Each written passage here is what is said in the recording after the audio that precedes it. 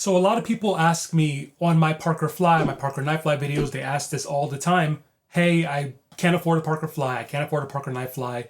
Should I get a P-Series guitar? In my opinion, the thing that makes Parker guitars amazing, the thing that makes them special, number one, is a lot of people on my channel like to talk about the fact that I like very ugly guitars. Everything from this Novo, which apparently is ugly, to the Parker guitars that everyone thinks are ugly. And you may already know that I, in fact, think they are very beautiful. That is, except for this one guitar over here, which is also a Parker, except it's from the era of Parker where they decided that they needed to be just like Gibson. So in this video, I'm going to talk to you about this guitar, the Parker PM20. I honestly do think this guitar is ugly for a few reasons I will discuss with you in this video, but I still think there are some features on this guitar that are a lot better than a traditional guitar like this one over here by a company that shall not be named. So you're probably wondering why this guitar even exists, so let's talk a little bit about Parker history. Now, in terms of the major eras of Parker guitars, we have the Ken Parker era, and then we have the refined era after Ken Parker sold the company. After Ken Parker sold the company, they decided to do a few different things. Number one, they have a bunch of guitars that are in the high tier price range that essentially copy a Tele, a Les Paul, and then we have the standard Parker Night Fly as the Super Strat, and they kept the standard Parker Fly as the special Parker guitar offering. But then the company also decided they needed a series of less expensive guitars that also mimic the traditional guitar world. So they had a Tele version, they had the Super Strat version, and they have this version, which is obviously modeled after a Les Paul.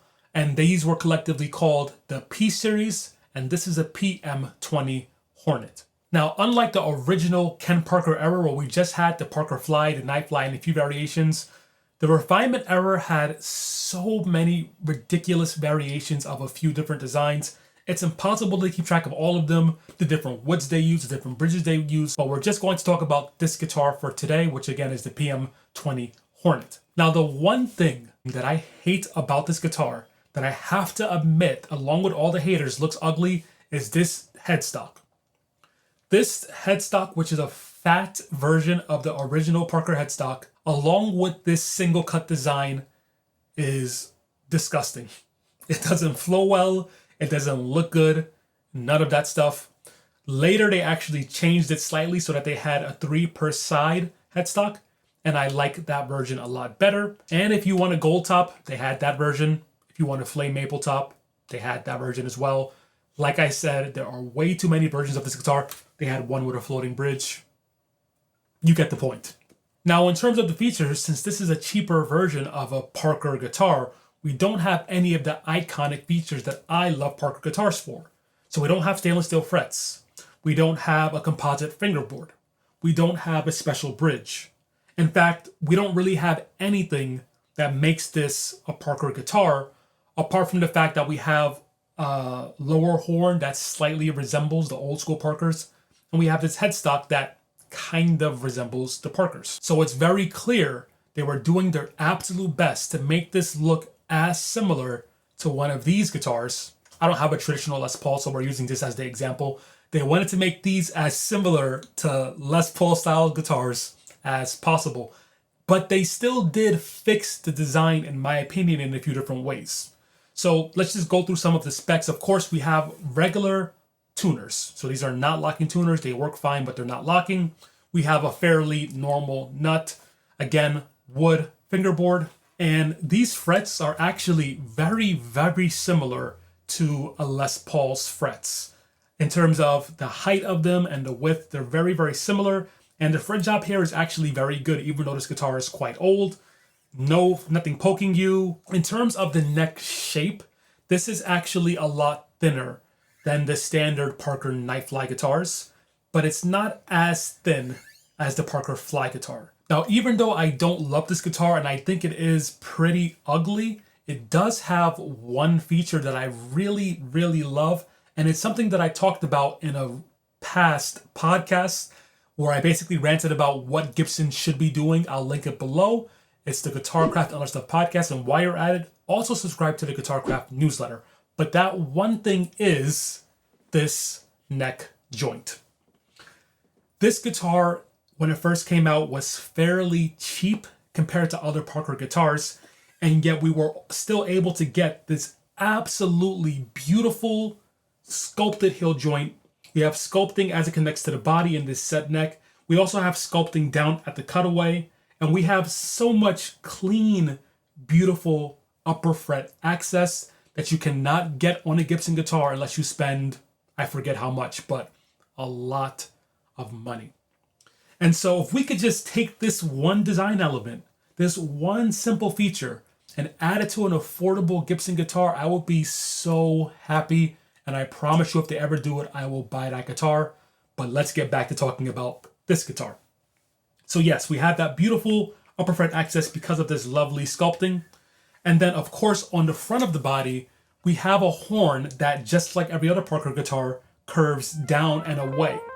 So that as you're moving about up here, you're not going to encounter anything even though we have this horn. By comparison, whenever I get to the upper frets on this guitar, even though we have this lovely double cut design, because this horn points inward, I hit it a lot when I'm playing up here, but that does not happen on this guitar because of the way the horn points down and out. So I would also love one day for there to be a slightly better horn on a Gibson, in addition to having this type of beautiful sculpting. Now the rest of this guitar is fairly standard. We have a slight arch on the top, which is nice. And we also have some really nice contouring, a belly cut on the back. And so when you have this guitar on your lap, it feels very comfortable. From the front, it feels like a traditional Les Paul style guitar, but from the back, it just nuzzles you in a very nice way. We have a very simple tunematic bridge, and we have a single volume and a single tone knob. However, like I said before, if you want a volume for each pickup and a tone for each pickup, they have that version as well. If you want a maple top instead of just all mahogany, they have that version as well, so on and so forth. These pickups are okay. They don't sound like an expensive Gibson guitar, that's for sure. And we have a simple three-way switch, just like every Les Paul style guitar.